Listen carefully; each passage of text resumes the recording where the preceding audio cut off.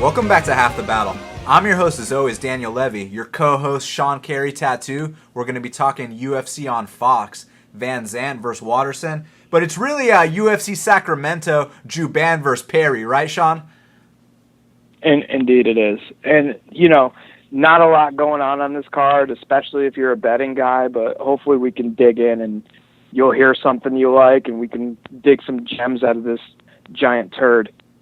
I mean, this is literally one of those situations where we're either going to look like geniuses or like idiots because, I mean, some of these plays and some of these picks, it's going to be pretty controversial, man, and this is one of those cards. But let's start off with the featured Fight Pass prelim, man, because we got Eddie Wineland. He's minus 220. The comeback on Takeya Mizugaki is plus 180. I mean, two pioneers of the bantamweight division. We all remember them from the WEC days.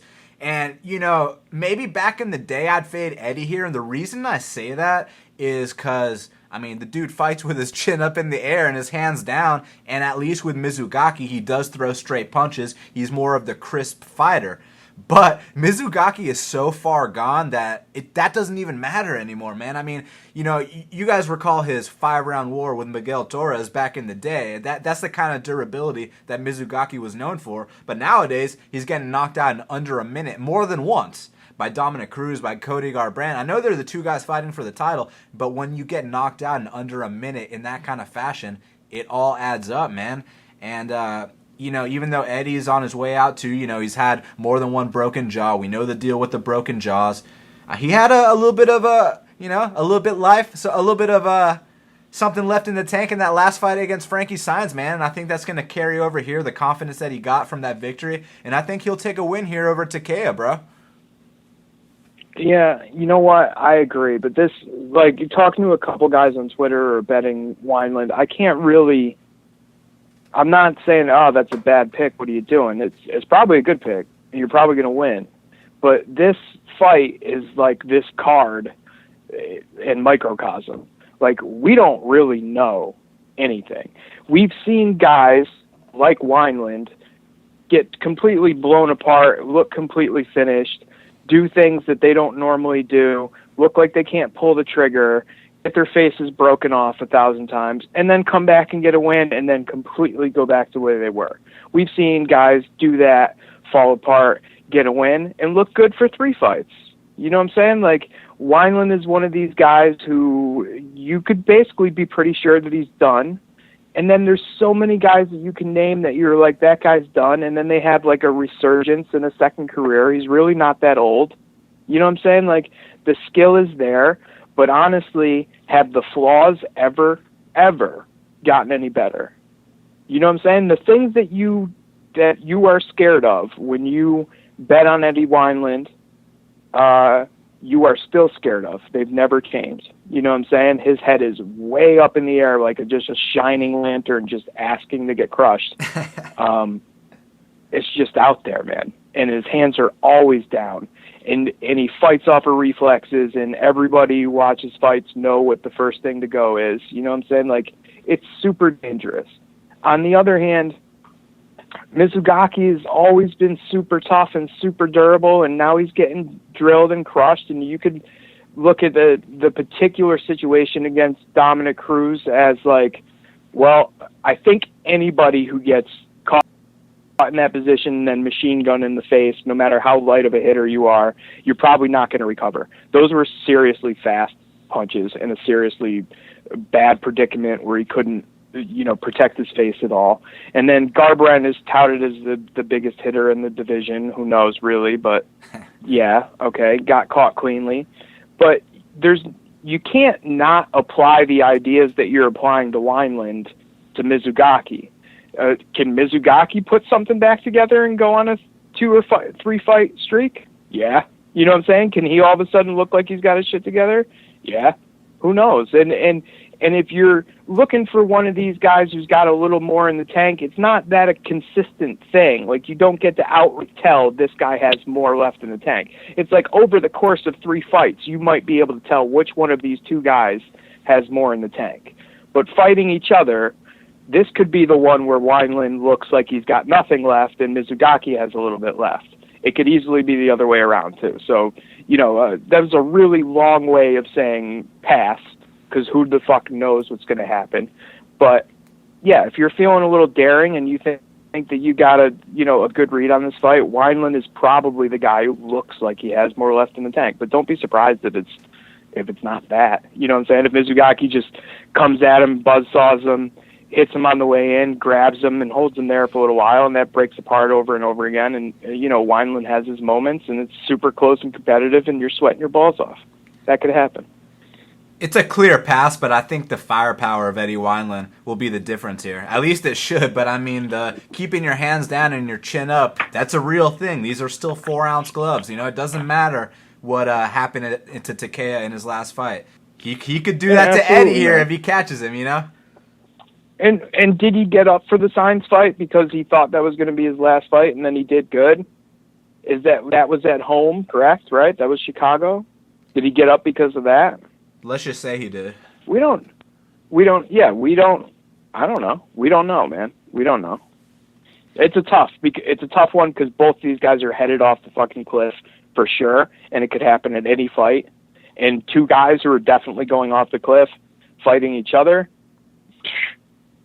it's a guess. You know what I'm saying? That's what that is.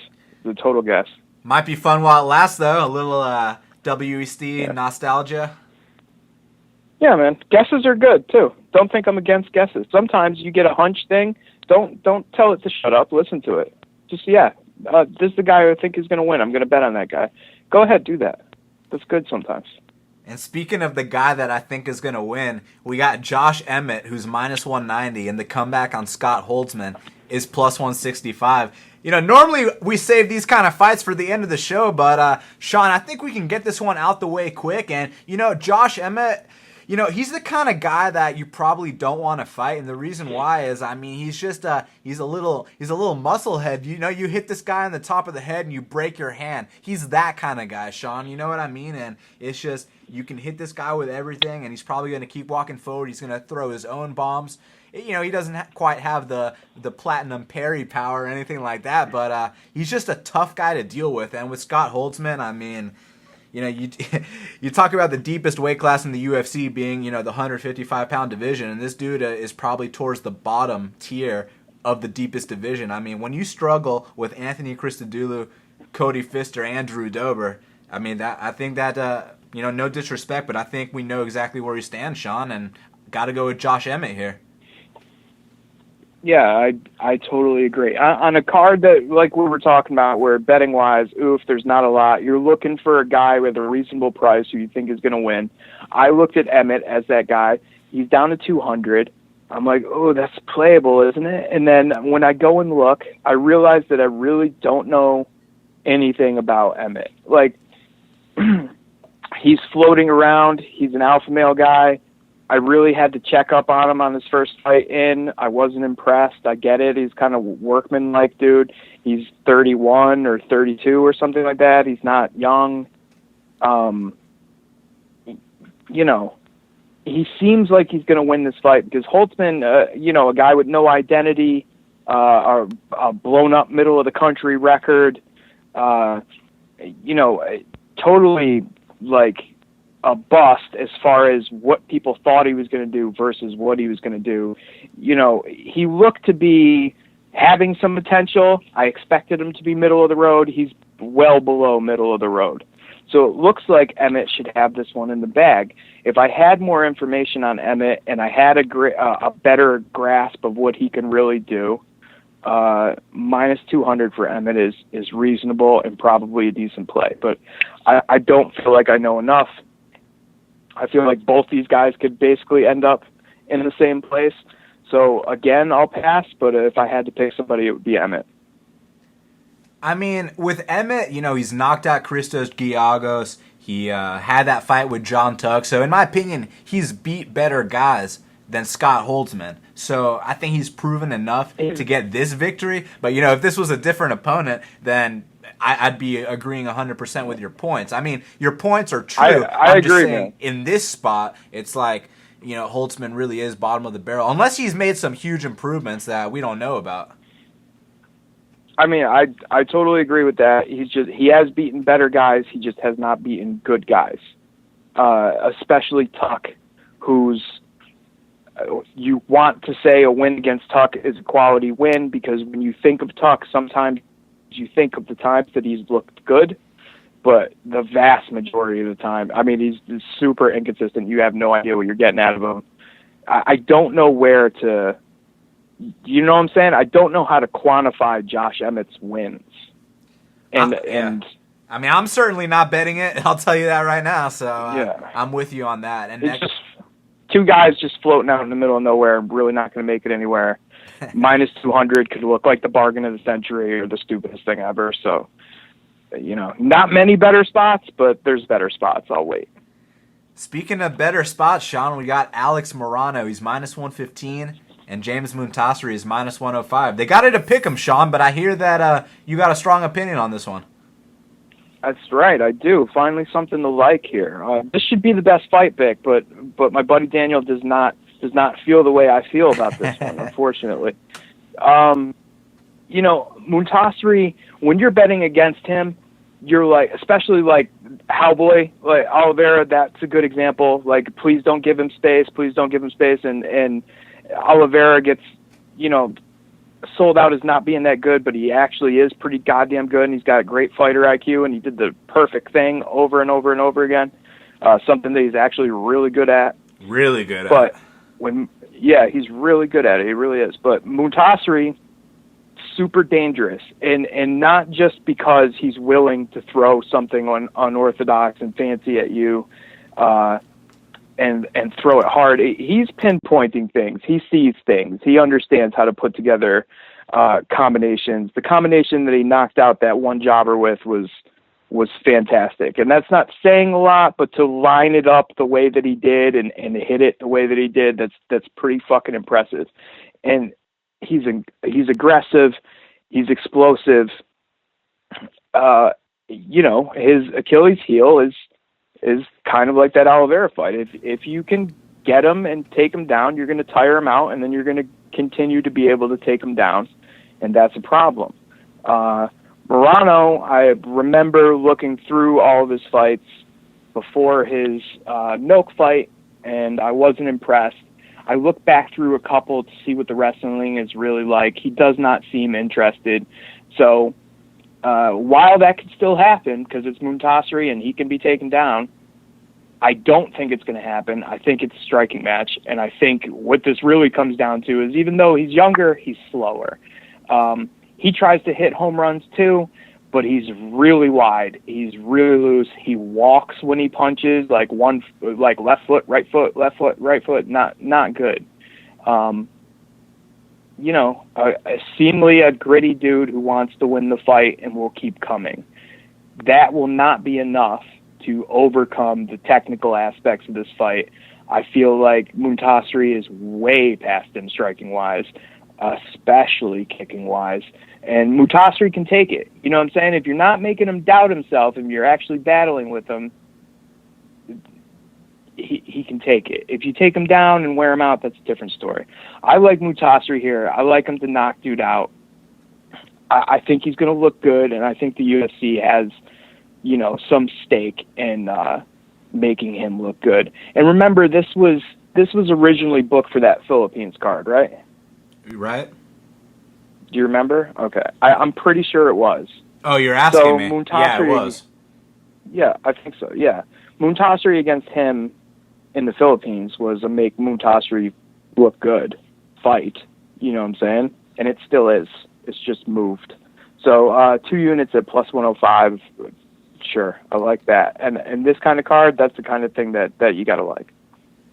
I mean, I agree with a lot of what you're saying, but I disagree with the whole, you know, we know Morano's going to come forward, but I don't think that Muntasiri's going to be able to deal with it, dude. I mean, look, Muntasiri's like a poor man's version of Pettis, you know? His striking is amazing when he gets off on his striking, but oftentimes, I mean, he's always backing up into the fence. He gets clinched a lot. The only dudes he's beat, you know, unlike Pettis, the reason I said a poor man's Pettis, the only people that Muntasiri's beat are like Zafir and Pfister. He did beat Rinaldi, though, even though he missed weight by 10 pounds. And okay, not to interrupt you, but good example. Okay, what if those exchanges do not end up in a clinch? I do expect him to back up and look for space to kick. And then the times that distance is closed off and his back is against the cage, what if that doesn't end in the clinch? What if Morono stops short and wants to throw punches right there?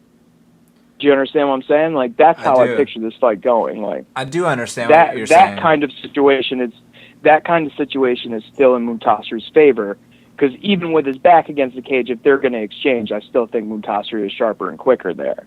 He is. If Morono backs him to the cage and clinches him every time, then you're probably fucked. But I don't think he's gonna. I think he's gonna look to wing at him. I want these guys to brawl. That's what I want. Yeah, I mean, that's what's going to happen. And no, I agree. I mean, Muntasri, he was on the U.S. national taekwondo team. I mean, the dude's a badass, but I kind of see this fight like Kelvin Gastelum versus Uriah Hall. Like, back in the day, even though they both won and they earned their respective spots on the Ultimate Fighter finale, you can make the argument that, Kelvin's kind of being brought in to make Uriah look good. Uriah, if they strike, obviously Uriah's going to win. I mean, Kelvin only wings big hooks, right? Kelvin's, the short, fat dude. This just really reminds me of that, man. I just feel like Morono's grittier than Muntasri, kind of like Kelvin Gastelum was grittier than Uriah Hall. Even though Uriah Hall was the more athletic guy, the more technical striker, just like Muntasri is. We agree on all that.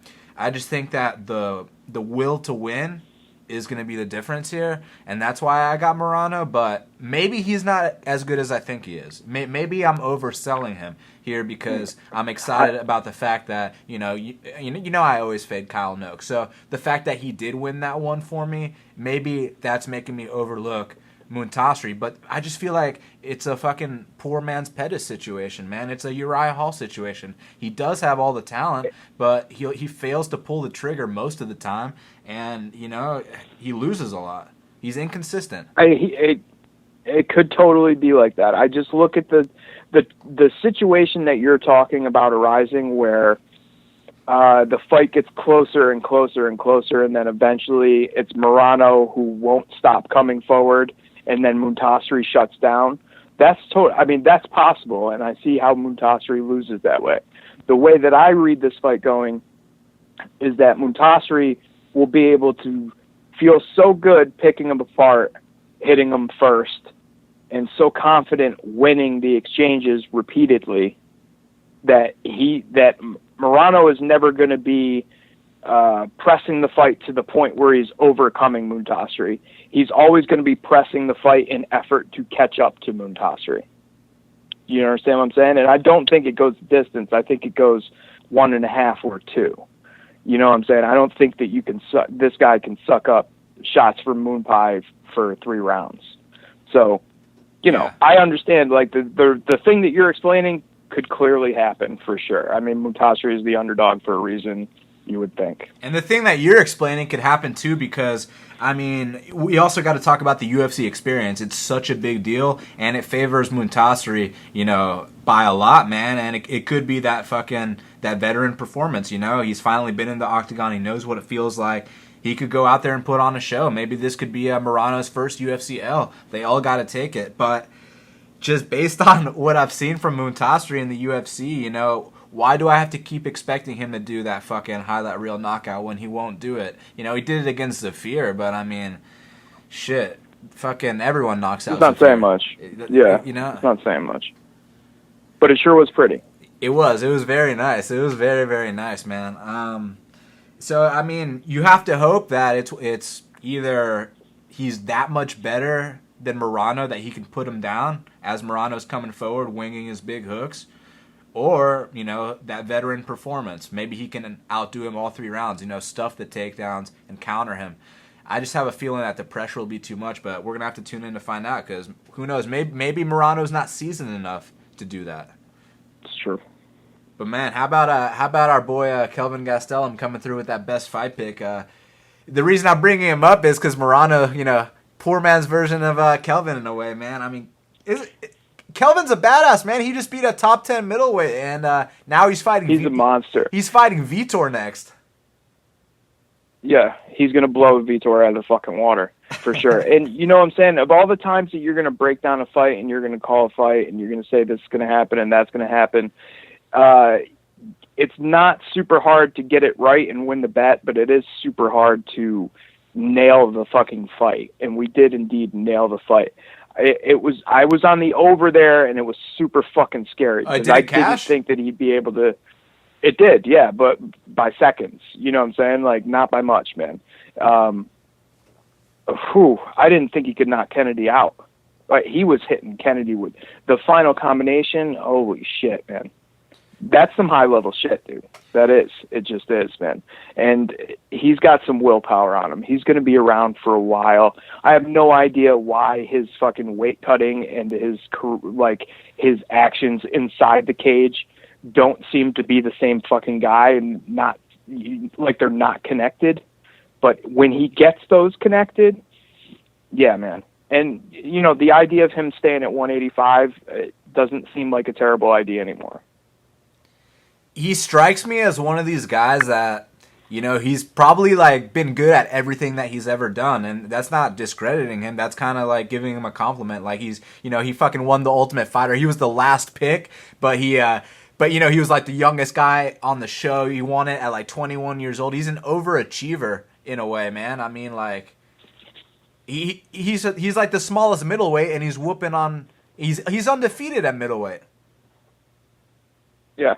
Dude, you know, and two guys who should probably have been done is his record at middleweight, but whatever, man. He's looked good there. He's going to be around for a while. He's got something going on. I mean, he's got something going on. He's the real deal. Real middleweights lose to those guys that he beat, so, you know. Oh, but what I was going to say, the reason I brought it up is because, like we always talk about, some people thrive under, you know, at King's MMA and others don't, man. You know, like Jake Ellenberger, he trains at the same place that Kelvin trains at. You know, he's mentally broken, man, but Kelvin thrives at King's MMA. So it's so cool to see a guy like him and a guy like Benny, you know, their evolution, man.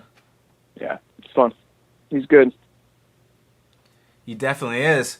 And this is a good fight, man. We got Colby Covington. He's minus 360, and the comeback on Brian Barberena is plus 300. I mean, basically, I just got one question for you, Sean. Can Brian Barberena stop the grind of Colby Covington? I don't think so. I think this is one half of my biggest bet on the card. I think that Barberena is tough enough to not get subbed. I think he's tough enough to make this competitive. I think he's strong enough in certain situations where he's got his back against the cage to put Covington's back against the cage instead and land some of those elbows and make it a little close like that and make it to the distance. Because half of this bet is the over in this fight. The other half is later. But no, I don't. Because I don't feel like Colby Covington is going to put himself in enough dangerous situations for Barberena to take advantage of. If Covington wants to test his striking and show what a tough guy he is, this is going to be, that's dumb, and this could possibly be bad if he does that. What he needs to do is do what Colby Covington does and just take him down again, take him down again, take him down again. Just do that. You know what I'm saying? Don't worry if you're catching shit about being boring. Just keep doing that, because this guy is too dangerous to fucking play with. We've seen it 1,000 times. He's not great, but he's tough as shit. He's pretty smart. He's gritty as hell. And when it comes down to it, he can hurt you in numerous ways. But in this case, I think the gap in the wrestling is too large. But I do think Barberena holds on, and I think maybe even he can win a round. So take a look at that points when it comes out. But I like the over here, but I like Covington, 29-28. Barberena's a badass, and he's come through as a big underdog twice in a row, man. And obviously, as a fan, I'm going to root for Barberena because I love his style. But, I mean, if he can't stop that grind, he's going to lose. And the thing with Covington is he can keep it up all 3 rounds. That was always my question with him, but he's proven it to me that he can do it all 3 rounds, man. He's relentless. But if Covington goes in there and decides, you know, I'm a striker now, because you know how these wrestlers get sometimes, man. They get they get a couple finishes and then they think that they're strikers. So if he tries to take that approach and he doesn't stick to his roots, he could lose this fight for sure. But it's all in it's all in the approach here, man. So if he's gonna do that, this is the dummy situation where these guys get a little bit high up and they start catching shit for being boring, and they go, "Ooh, I got somebody who's surely I can beat standing, right? let's see what my stand up does," and they test that, and you're sitting there watching them going, "Why are you doing that?" You know what I'm saying? Why are you doing this? Why are you doing this? You're making this way closer. And this has historically happened, quite a few times. So hopefully Covington is smarter than that, and he doesn't let his ego get the best of him, and he just gets takedowns. You know what I mean? That's what he needs to do. Yeah, no doubt about it. And I mean, Brian Barberena is known for weathering the storm, but it's really hard to weather that Colby Covington storm, man. He is relentless all 3 rounds, so he should be able to get it done. I mean, unless Barberena's got some tools that we don't know about in the wrestling department. But I mean, you watch that Sage Northcutt fight. Sage Northcutt did exactly what Colby wants to do in that first round, but Sage couldn't keep up that that pace. I think that Colby can. So once again, it comes down to fighting smart, and if he's able to implement that game plan. But like I said, man, strep throat, bro, strep throat. Yeah, exactly, man. Definitely strep throat. It's all about the strep throat. Yeah, as a fan, you got to go with Brian Barberena because I mean, he's a badass. The way he broke Warley Alves, that was fun to watch, man. So, but most likely Colby Covington grinds it out. Next up, Mizuto Hirota. He's -120, and the comeback on Cole Miller is +100. And hey, Sean, I think I'm more excited about this fight than Cole Miller is. You want to hear what he had to say about this upcoming fight? Yeah, let her rip. Yeah, so he said this on SureDog for anyone that's wondering. Oh, it's crap. I come in here, I did a full training camp, 9 weeks, was away from my family, and then was on the way to the airport. That's when the hurricanes were going on down here, so I called ahead myself, transferred my flight to go out of Atlanta instead of down here in Fort Lauderdale to make sure that I made my flight, that I wouldn't miss my fight. Drove all night, got into Georgia like 4 in the morning, woke up at 8 in the morning, was on the way to the airport when I got a text saying that the whole event was canceled. I was like, that sucks, and then got less than a third of my show money. So I came out of the training camp, I think, 9 weeks away from my family. I think I profited $400 or $500. So that worked out pretty good for me, And then instead of getting rebooked 2 weeks later, I get rebooked 2 months later. So I have to come to another second training camp to get paid for one. So that's what it feels like. I'm here. I don't even want to be here right now. It doesn't make me want to fight harder for my family. It makes me want to fight less. It makes me want to quit, go get a job at Starbucks or something. 10th year in the UFC. Sean. Yeah. How does he really feel? I don't know. I think he's lying. I think this is going to be the best camp of his life, and that he's full speed ahead, and he's going to start his title run this Saturday. That's what it sounded like. Like that's as bad as it. Ugh. Oh boy, that's as bad as it gets. Holy shit. I mean, poor bastard. Should I play the rest of it? I want to spare. Before that, he was bad. I want to spare the gracious supporters of Half the Battle, and let's just talk about the fight. So that's the kind of mentality Cole Miller's coming into this fight with. Would you want your money anywhere near someone that says, "I don't even want to do this next training session. It doesn't make me want to fight harder for my family. I feel like I want to quit." Is that the kind of guy you want to bet on, Sean? No, it surely is not. Yeah, it isn't to me either. It's not good. But anyways, he's fighting a guy who's super hungry, who wants his first ever UFC victory. Mizuto Hirota is a guy that, I don't know if you guys recall when Shinya Aoki broke this dude's arm and then flicked him off, and there was this whole controversy. Well, the dude that got his arm broken was Mizuto Hirota, and he didn't tap out. He let his arm get broken. That's how tough Mizuto Hirota is, and that's the only time that he's been submitted in his entire career. And this guy's been around the block for a long time. So after a moment like that, you're like, you give him a pat on the back, and it's like, you had a good run, man. But it didn't end there with him, man. I mean, he went back on on the reality show because he had a failed run in the UFC. He wanted redemption. He wins the reality show, makes it to the finals, and it's him and Teruto Ishihara. In my opinion, Hirota won that fight, bro. But you know what it showed me though? That in his last fight, he was in there with a young stud. In Cole Miller's fight, he was in there with a young stud with Bruce Leroy. One guy got fucking destroyed. The other guy was competitive. Hirota was completely competitive in his fight, and he's taking the proper amount of time off since a war like that. I think he's going to come in here hungry, man. Now, I understand there's a 7-inch reach disadvantage, but I mean, fucking, what, didn't Nam Pham have a similar reach disadvantage when he beat Cole Miller? Look, Cole Miller is 3-5 at featherweight. This dude shouldn't even be fighting at featherweight. He should be fighting at lightweight. And, he's been knocked out multiple times by fighters like Efrain Escudero. I mean, dude, I got 2.5 units on Mizuto Hirota, so best of luck to me. Like I said at the beginning of the show, this is either going to be a genius or an idiot situation. But I'm feeling good about it, and I'm planning on cashing here.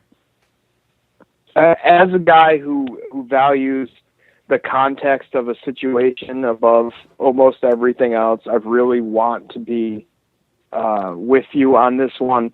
I don't think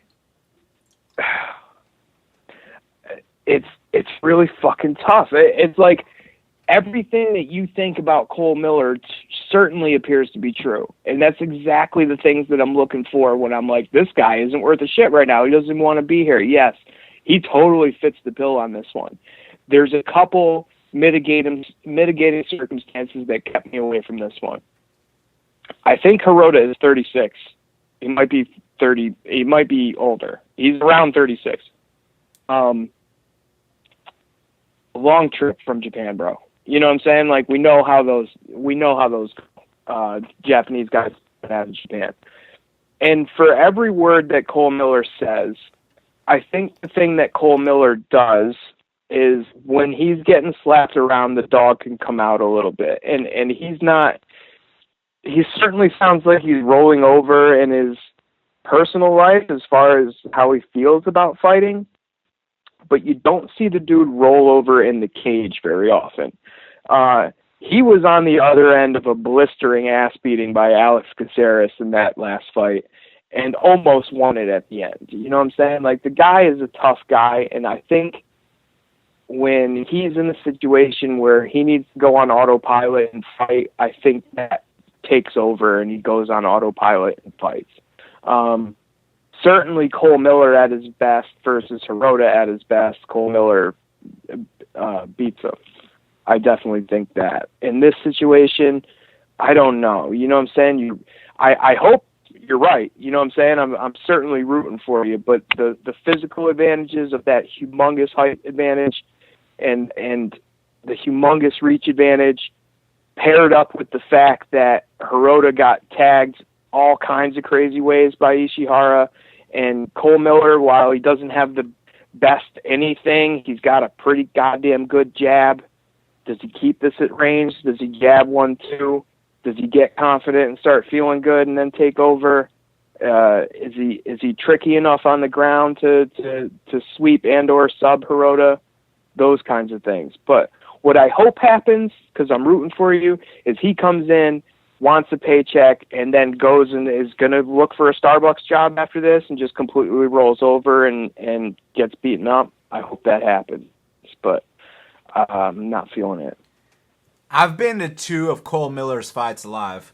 I saw him fight Sam Sicilia, and I saw him fight Alex Caceres. So I was at Cole Miller's best ever performance, and I was at his worst ever performance. And when you talk about a fighter on the decline, I don't think that there's any more evidence needed than that. And you talk about how Hirota got tagged by Ishihara, and there's no denying it. He absolutely did. But you got to compare the speed difference to Teruto Ishihara to Cole Miller. I mean, it's night and day. We know Ishihara is 10 times faster than Cole. Cole's not that kind of guy, man. He's a fucking tall punching bag kind of guy. Tall man's defense. Like I said, he's fucking 3-5 at featherweight anyways. He loses to all kinds of shitty guys like Nam Phan. And his last two fights, the one with Ehlers, he could have continued. Don't tell me he couldn't have continued, man. He could have straight up continued, man. We've seen way worse shit in the octagon, and even in the early days of the sport and the mid days of the sport. I mean, what about when Faber fought Mike Brown with 2 broken hands, and then you see a guy like Brian Bulls who broke one of his hands and he quits in between rounds against Dominic Cruz. So different people have different mentalities, Sean. And I feel like Cole Miller is checking out completely. I mean, he admitted that he was checking out in that clip that we played earlier. But in the Jim Ehlers fight, I mean, don't you think he could have continued, bro? Was that an eye poke? What happened? It was, but you know how it goes. It's like, all right, let me take the 5 minutes. Let me take as long as I can to recover. See how I feel. I really want to fight. Yeah. With him, it was like... I remember that. With him, if you're looking to get out... Sorry, if you're looking to get out, that's an opportune time to get out. You know what I'm saying? It's just wait that out. Yeah. But we don't know because... But he didn't even disguise. Who knows? He didn't even disguise it. Like he was like Herb's like, let me give you some time, and Cole's like, no, I don't want time. Like, you know what I mean? Like, fuck this. And it's like, okay, so you give him you give him the benefit of the doubt. He got eye poked. Eye pokes, they fucking hurt, man. So no harm, no foul, right? Next fight with Caceres, he comes in there as a -170 favorite, and I mean, I was there, bro. It was a serious ass whooping. Like, it was one of the highlights of the night. It was UFC 199, which was one of the most... super short notice, too. Which was an amazing card. Super short notice for Alex, because Cole is scheduled to fight BJ, which is probably a big letdown, which, he's probably let down here. I'm not fighting BJ. I'm fighting fucking Hirota. But, man, here's the thing about Hirota, though. He is shorter. He does have the reach disadvantage. This dude's coming to fight. Look, he's never been knocked out. And he has like 10 knockouts on his record. So he comes to fight. He throws big bombs. He's solid. He's durable. The only time he's been finished was by Shinya Aoki. And I mean, fucking Shinya Aoki tapped out Eddie Alvarez. There's no shame in getting tapped out by a guy like Shinya Aoki, especially in Japan, where he's allowed to wear that fucking rainbow fucking tight. What the fuck does he wear? Those tight pants? You know what the fuck I'm talking about, Sean? Yeah. Like, yeah. You're not allowed to wear that shit in the UFC, bro. It was, and the ref's not wearing an earpiece in the UFC either. But anyways, I feel like, dude, this guy's hungry. He needs that first UFC victory. When he fought his first stint in the UFC, he fought Rodrigo Dam in Brazil, lost a split decision. And this is, when you think of Rodrigo Dam, you think of the shellackings he's taken lately, but I'm talking about old school Rodrigo Dam, where he was juiced to the gills. The guy that knocked down Jorge Masvidal. That's the guy that Hirota went to a split decision with. And, after that, he makes his way back on the reality show, has the draw with Teru, which we all thought he won. He's taken the proper amount of time off. And, dude, he's determined. He's going to get that first UFC victory, 2.5 units on the line. Genius or idiot, Sean? You know what? I'm hoping for genius. If it was a guy who was a tiny bit better than Hirota with a slightly shorter fucking plane trip, I'd be all over it with you. Because you're absolutely right about the decline. You're absolutely right about the context of the situation that Miller is in, and you're not guessing because the dude is fucking outright saying it. You know what I'm saying? It's a great spot. I need somebody a little bit better than Hirota, though. A little bit better. A little younger. I don't blame you. It's just, sometimes you got to take risks, man. And this is one of those situations, man. It's a good risk, man. You know, what's the price? -120. I hit it once at -120, and I hit it once at -115. So I got 2.5 units to win 2.12 units. Yeah, I'm rooting for you, dude. I'm rooting for you. I think it's a good spot. I just hope he can overcome. I hope that Cole Miller shows up with his shit folded up already. You know what I'm saying?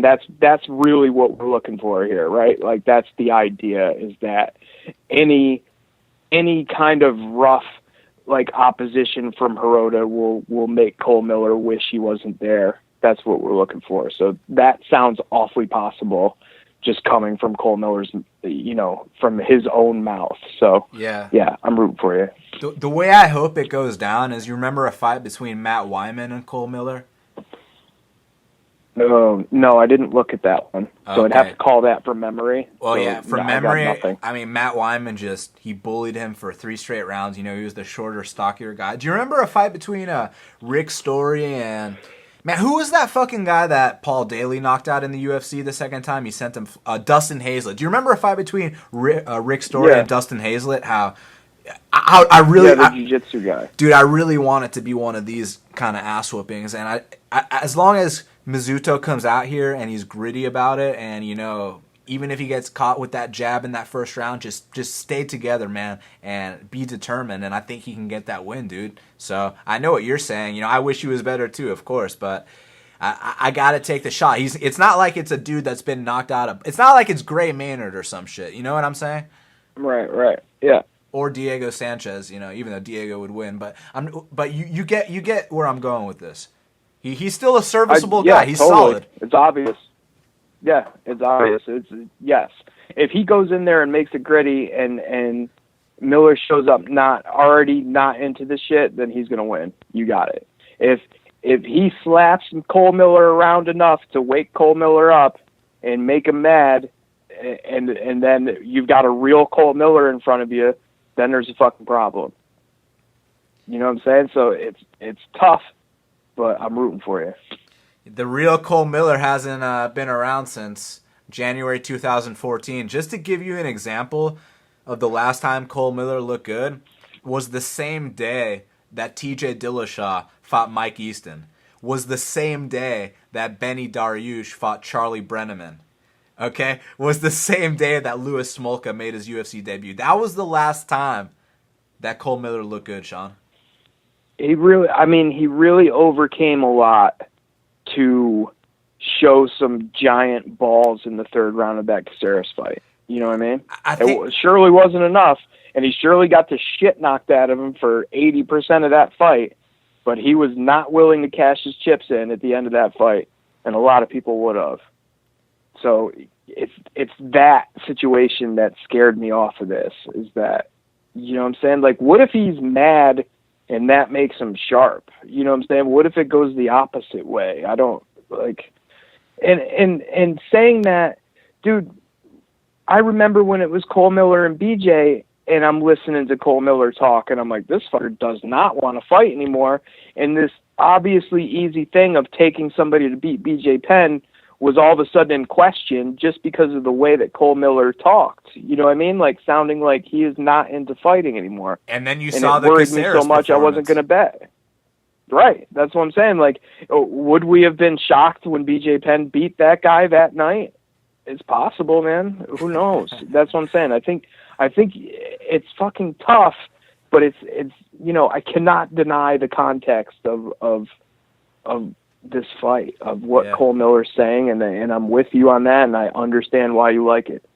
No risk, no reward. So, I mean, hopefully the MMA gods want to bless me on Saturday night, and we'll see what happens, man. But next up, we got my boy, Claudio Henrique da Silva. He's minus 225, and the comeback on Paul the Bear Jew Craig is plus 185. And, I mean, Claudio Henrique da Silva, I mean, this dude... I mean, he's about to become, you know, the new hardcore fan cult following, you know, blood and guts type fighter. You know, the new Nikita Krylov, the new fucking Korean Zombie. Like he's one of those guys, Sean. He's just such a badass. You know, he'll weather every fucking storm possible, you know, until the day he gets knocked out. But as of now, he's weathered every storm imaginable. I mean, you watch that Ildemar Alcantara fight before he got into the UFC, and you're like, what the fuck is keeping this guy standing? And then he'll land one big shot and get you out of there. I mean, and he's sadistic in there, man. Like, he likes to feel pain and then kick you with one hard body shot and smile at you and watch you wilt. And he's not half bad on the ground either, as you saw in his last fight. And with Paul Craig, you know, he's got a lot of hype. He's a Scottish prospect. And, you know, I love my boys in Scotland. You know, shout out to my boy Will Martin.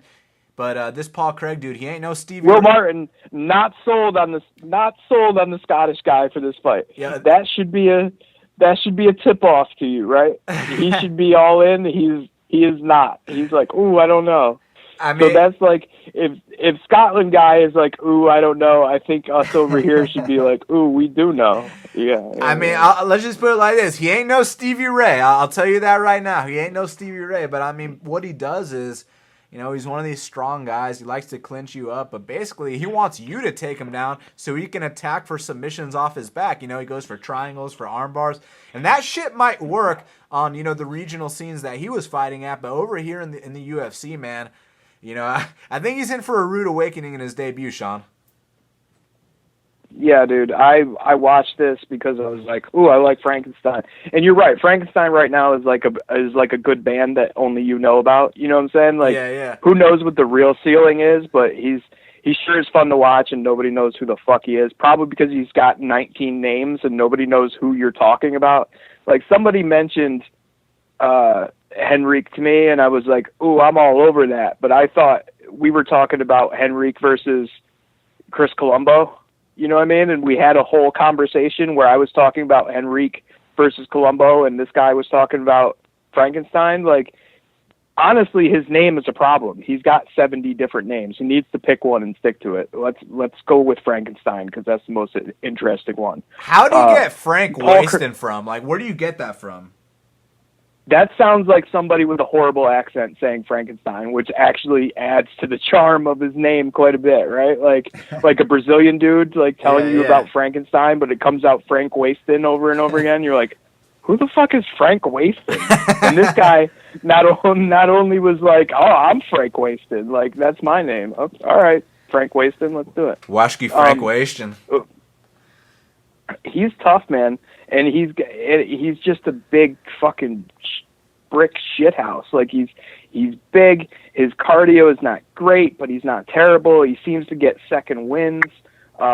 He seems to be able to take real punishing shots that you see him hurt, and you're like, uh-oh, and he's like, nope, fucking Frank wasting this shit. I'm back, and he's back, and he's hitting you all of a sudden. He's pulling off weird subs, like. Really fun guy so far, but Paul Craig, on the other hand, when I go watch him, he's another one of these guys, and I hate this the most. I cannot decipher what he does. I don't know his identity. I don't know what this guy thinks he's good at. Does he think he's a striker? He thinks he's a grappler. He's been called a striker, but to me, he looks kind of like a shitty grappler, and like you said, like, okay with being on his back, looking for subs in this division. I don't even, like we were talking about this earlier, I don't even know too many guys imagine in this weight class. Imagine that make that work. Dude, imagine that game plan against Corey Anderson. Yeah, that's horrible. You're gonna get O'Connelled in that situation. You're absolutely getting O'Connelled. His game plan does not work in this division. And when you look at Frank Waston, those fights are not great, but the opponents are not great, but they're better than everybody that Paul Craig has fought. And what we've seen him do is walk through the fire, not give up, and win. You know what I'm saying? In this division, that says a lot, because a lot of these guys, we see them when they get in a shitty situation, they don't come out of the other side. Simply coming out of the other side says a lot. Doing it twice says a lot. I don't know who Paul Craig is. I don't understand him. I don't exactly know what he's looking for, but standing, he looks like he's in deep shit. And if he wants to play off of his back, I think he's going to get held there and get pounded. So, I did not bet Frank Waston because I'm not thrilled with that price. And I'm so on the fence of parlaying him with somebody else that we haven't talked about. I'll talk about that again when we get to that guy. But, yeah, I definitely like Frankenstein here. Yeah, I don't blame you for passing just for the sole fact that, like we said, this is a life and death type fighter, and eventually he's going to get knocked out. Just the way he fights, it's inevitable. And who knows, maybe he could get dropped in this fight, so you'd be sweating the fuck out of that bet. But, I just have this feeling he's going to get Paul Craig out of there, man, and it's going to be in very exciting fashion. So tune in for sure. And speaking of tuning in, Sean, you ready? You ready for the main event, bro? It's time. It's time. We got Platinum Mike Perry. He's -135, and the comeback on Alan Jouban is +115. this fight is so amazing. I mean, which guy should we start with? I mean, with Alan Jouban, what's so cool about this guy is he literally started training MMA when he was like, 31 years old, and now he's about 35, and he's doing amazing in the UFC. He's got a very good Muay Thai style. He can drop dudes with head kicks, with punches. He's mature in there. He does tend to get dropped at least once every single fight, but most of the time he comes back, and now he's really getting that veteran experience. You know, that performance against Bilal Muhammad, he showed that even if he can't get you out of there, he can still win the decision. And that to me was a big sign of maturity, and we all thought he won that fight against Warley Alves in Brazil. But with Mike Platinum Perry, dude, man, you know, if you got the call that you had to fight Mike Perry, I mean, it's a scary proposition because the dude has an insane chin and crazy knockout power. So basically, you hit this guy with everything you have, and then he just keeps walking forward, and then he hits you, and just one of his shots rocks you so badly that it's just, you don't want to fight against this guy. You know, he reminds me of basically a white redneck version of Tyron Woodley, man. I mean, he's a short, stocky, explosive dude that can get you out of there with one punch, one kick, so durable. So what I think is going to happen here is, Jouban is probably the more technical fighter, no doubt about it, and Jouban can probably get off on some strikes, but Mike Perry's going to eat those strikes. He's going to walk through it, and he's going to land on Jouban. And the difference here is that when he lands on Jouban, I don't think Jouban's going to be able to take it, man. I actually think he's going to get Jouban out of there. And,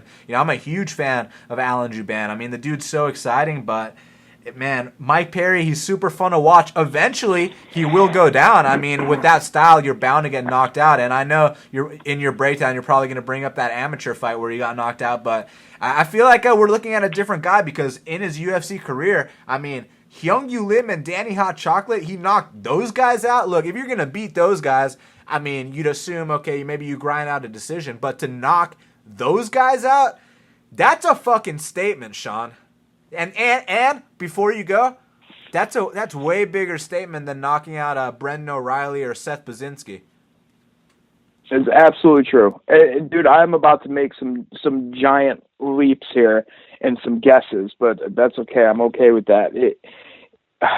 I'm so confused about Mike Perry because with his fight with Lim, I ended up taking inside doesn't go the distance there. When I look at Mike Perry, I was convinced of something. I was convinced that his chin is shit. It's not only the time that he was knocked stiff in that fight. It's all these other fights where he's just getting fucking cranked on and dropped, you know what I'm saying? And his boxing career getting knocked out.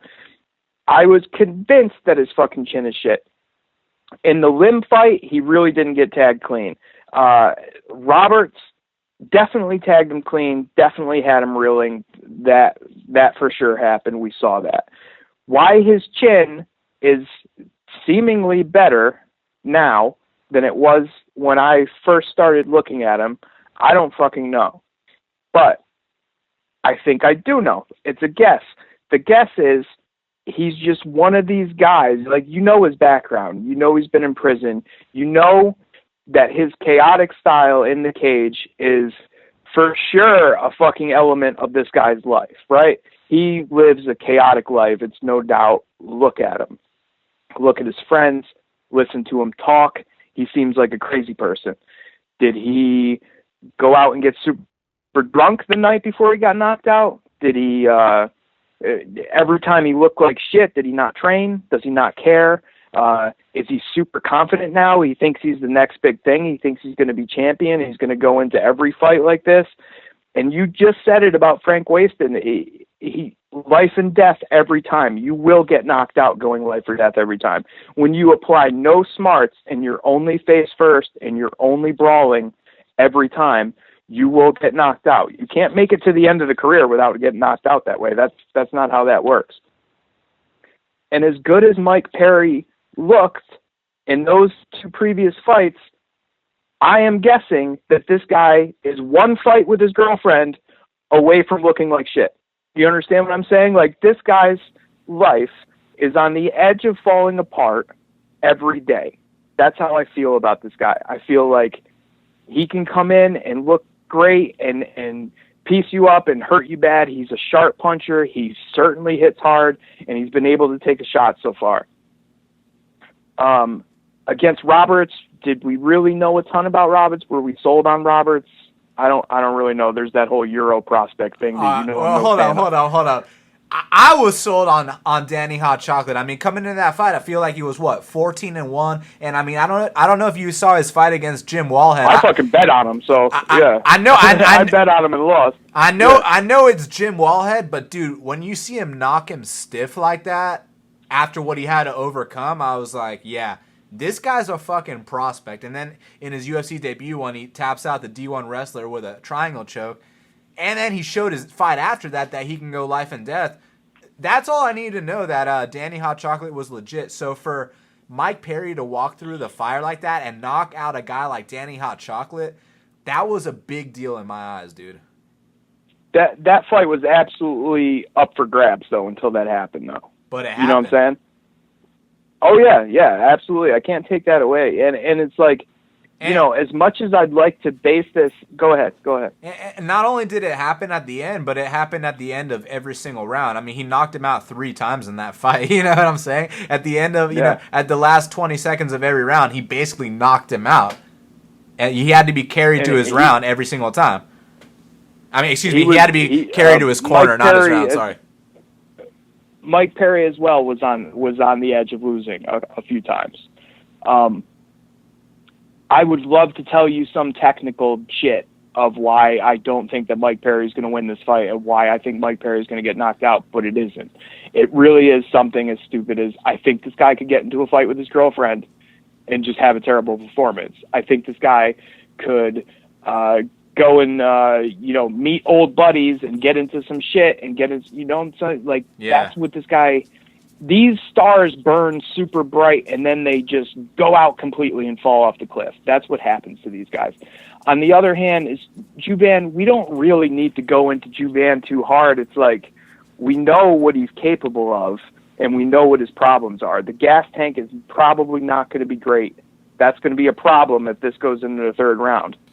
The chin? And the chin is absolutely a fucking problem, because as much as he's thinking, I'm going to kill you, and those moments are when you're going to get to him and kill him. And that's exactly something that could happen in this fight. Mike Perry could absolutely hit him once, knock him cold, and then the legend continues. The way that I see this going is that Juban will technically frustrate Perry, will stay away from him, will try to keep this technical, and won't brawl as much as you're expecting Juban to do. But in those little instances, in those times, Mike Perry's back gets on the cage, Juban disengages and throws one of those hellacious elbow combos on him, something like that. Like in the middle of the cage, he throws one of those low kick, high kick combos that he throws. He's got mean punches. He's got those mid-range elbows out in open space like that.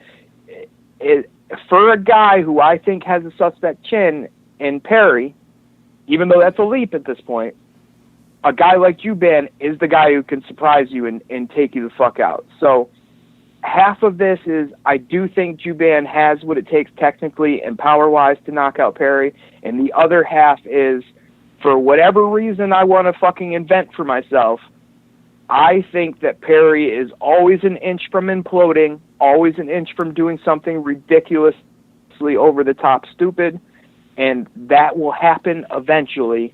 And this is the guy that he can't let it happen against, because one thing could do you in. So I'm going to take Juban here. I got a 1.5 unit bet at -105. Good luck, man, because when you fight Mike Perry, you need good luck, dude, because that chin and that power, that's all I got to say.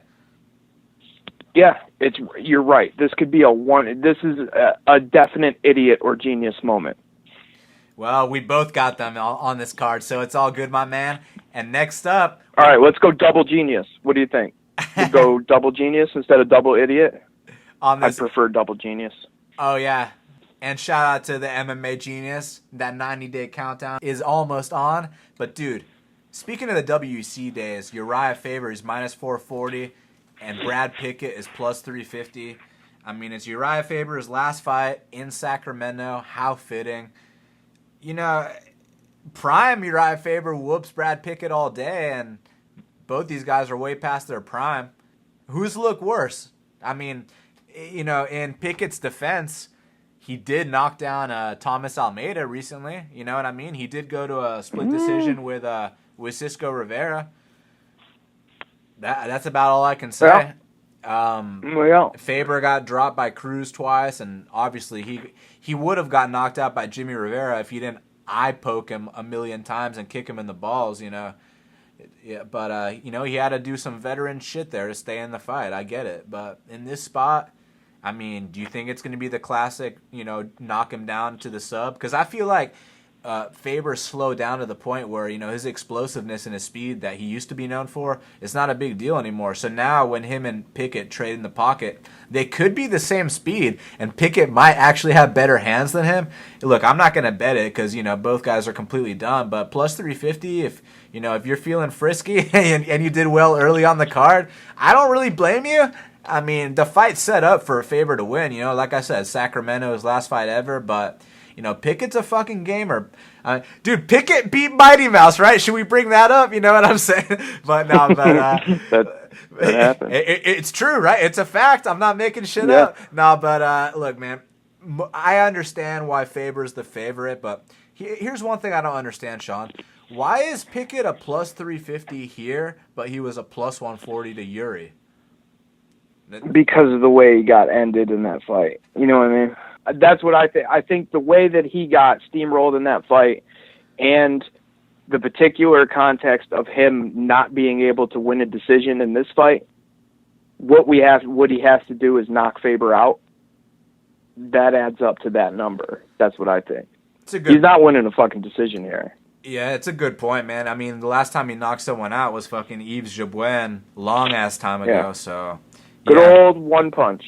No, I mean, not going to pull it off too. One Punch was never really known for the one punch. I mean, what he was known for was when he made his WEC debut, he went in there with that Peruvian necktie, and then everyone was like, "Who's Brad Pickett?" Then he goes in there and beats Mighty Mouse, and Brad Pickett's a fucking badass, even in his losses, man. I mean, that fight with Michael McDonald, with that fight with Henan Barao, I mean, they were throwing down. You know what I mean? So. Always got to tip your cap to a guy like Brad Pickett, but at the same time, Uriah Faber, if it wasn't for him and BJ Penn, the lighter weight classes wouldn't be where they are today. So, you know, we can say they're both legends, man. Yeah, it's true. Look, Uriah Faber is a legend, and you said he slowed down. I kind of agree with you in a way. I do not think his actual actions, his punches, his takedown attempts, his scrambles have slowed down. I think his willingness to do any of those things has gone away. The willingness to pull the trigger is the problem. I think when the trigger gets pulled, it's not so bad. He looks pretty decent, actually. He was still lightning fast against Michael McDonald. I don't even know how many fucking years ago that was now. That was like 2012 what is or it, some like shit, bro. 2? Holy shit, already? Oh, my God. Maybe it was 2014. I need to look it up. Either way, he still can. The things that he can do, he can still do. He just needs to do them, if that makes sense. 2013. Not that bad. Not bad. He looked great there. You know what I mean? Sometimes if it walks like a duck and it quacks like a duck, it's a duck. This is a Legends retirement fight. At home, the fucking California song one more time, his fucking goofy smiling face one more time, set up for a big win for him. He's not going to lose a decision here. He's still not a guy who gets knocked out. All he needs to do is pull the trigger, man. All he needs to do is pull the trigger, and you know. If we're talking about these guys sliding and who's declining more, it's definitely Pickett in my estimations. You know that, or at least Pickett did have a very close relationship with Dana White. Does Dana White know something about Pickett? This is most likely Pickett's retirement fight as well, you would think. this is a setup on purpose, and the setup will actually succeed. I think that Uriah Faber wins a decision here, if not a late stoppage, and has moments of making the crowd go crazy, moments of making Uriah Faber look like Uriah Faber again. And when it comes down to it, if it gets ugly, I think he can power double leg Pickett and get on top of him and win scrambles repeatedly too if he wants to. Maybe the big overhand right by itself doesn't do the trick anymore, but he's still got other tools, you know? He needs to not break his hands, and he needs to pull the trigger. I had a 6-team open parlay with the all 3 girl fights from last week, start round 2. That all cashed. I tagged on Faber and Covington to that. That's plus 155 now. So I like Faber enough to actually put money on him here. Wow. Good luck, buddy. Yeah, that's what I'm saying. When it just sometimes it's a duck. Sometimes this is set up to do a certain thing, and it just will. Sometimes he's minus 650 versus Cisco Rivera and Frankie Saenz, and he makes you sweat to the point where, you know, you ran out the door. You came back and you won, but, you know, you thought you lost the bet for sure. But I wish you the best of luck. Next up, the co-main event of the evening. Mickey Gall, he's minus 125, and the comeback on Sage Northcutt is plus 105. Now, Sean, I got a couple questions for you, man. Is Mike Jackson a legit fighter? No. Is CM Punk a legit fighter? No. Is Brian Barberena a legit fighter? No. I was just making it difficult. Yes. Yes, exactly. So what we have here is we have a guy in Sage Northcutt who's 8-1 versus a guy that's making his pro debut in Mickey Gall. I mean, he's literally making his pro debut. I mean, he's had a couple amateur fights. You know, I've actually watched him go past the first round. You know, a lot of people talk about how, you know, in his UFC fights, he hasn't been past the 3-minute mark or whatever. I've seen him go past the first round in his amateur fights. It was ugly, Sean. It was very ugly, man. I mean, no setup to his punches. He just throws an overhand right without setting it up, and you know, the footwork is. I mean, he's making his pro debut, man, but he's not some super prospect, you know. And people are gonna talk about how, but he rolled jiu-jitsu with Gary Tonin once, and it's like, this ain't fucking jiu-jitsu, man. This ain't Abu Dhabi. This ain't EBI. This ain't Naga. This is the motherfucking UFC. And Sage Northcutt's been competing since he was a kid, and now, I mean, he's only fucking, 20 years old? The kid's not even 21. He's not even 21 years old, and he's got so much experience, and he's literally growing before our eyes. And, you know, I know in the Brian Barberena fight, he got tapped out, and it's like, you know what would have happened to Mickey Gall in that fight? Mickey Gall wouldn't have... Now, hold on. We have to pause on that, though. You can't undersell him getting tapped out in that fight. You have to call that what it is, which is an absolute bottom of the barrel, as bad as it gets, quit tap. A fucking panic tap. You know what I'm saying? As bad as it gets. Can't think of one worse. Actually, no, I won't even say Aljamain Sterling getting that one thing that he got on. What about? I got one. Mizuki. I got one. What about Conor McGregor back versus Joe Duffy? Oh, that real quick one. I remember that. Yeah. I remember that fucking knee bar he got caught into. It's it's like the situation where he's 19. Go ahead. He was 19 when that happened, man. I mean, it's like, do you think it's one of those things? But now he's 20. Yeah, and I mean, at that age, bro, you know, even just a month is a very long time to make big improvements. And he's one of these guys that he's rich as fuck. He's got coaches specialized to help him get better in every single area. I know that certain things can't be taught, such as your mentality. And if he was in there with a legit UFC lightweight or welterweight, then we'd be having a different conversation. But against the guy making his pro debut, I don't see what the big deal is, man. I think this is just another opportunity where, look, Sage is better than this guy everywhere. The place we need to be worried about is Mickey Gall shooting in for a Not everywhere. Yeah, well, the place we need to be worried about is Mickey Gall shooting in for a takedown and potentially tapping out Sage Northcutt. But the reason I'm not worried about that is because I mean, this ain't fucking CM Punk or Mike Jackson. I mean, this is actually a legit fight. And I saw Mickey Gall in a quote-unquote legit fight in his amateur days where he didn't get the takedown. I saw him get taken down. You know what I mean? I've seen what it looks like when he's in a legit fight, and it's not anything special at all. And with Sage Northcutt, yeah, even though that shit did go down in that second round with Brian Barberena, hey, he still won the first round against Barberena. He dropped Brian Barberena. I mean, that already... Look, if you, like I said, man, if he was going up against fucking Tumenov or some shit right now, yeah, who gives a fuck if he dropped Brian Barberena and then quit in the second round? But the fact that he dropped Brian Barberena and now he's taking on a fucking dude making his pro debut, like, I feel like we know what level Sage is on, and we do not know what level Mickey's on, man. Mickey better pray he can get this to the mat. But even then, man, I feel like Sage has been making big improvements, and I feel like he's got something for Mickey here, dude.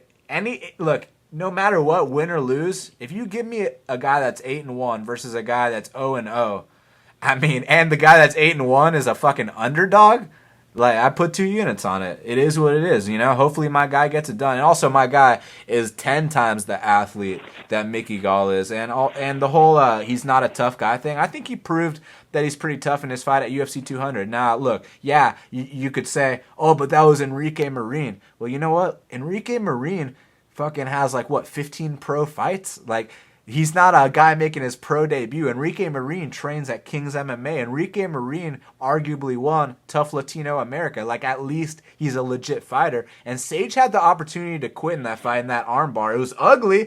It was very, very ugly. But he had the opportunity to look for the door, and he didn't. He showed his toughness. You know, he even bled in that fight, and he came back. And, you know, to me, he's growing before our eyes. He's not even 21 yet, Sean. Do you remember when Max Holloway was fighting fucking Pat Schilling and, you know, fucking Leonard Garcia and all?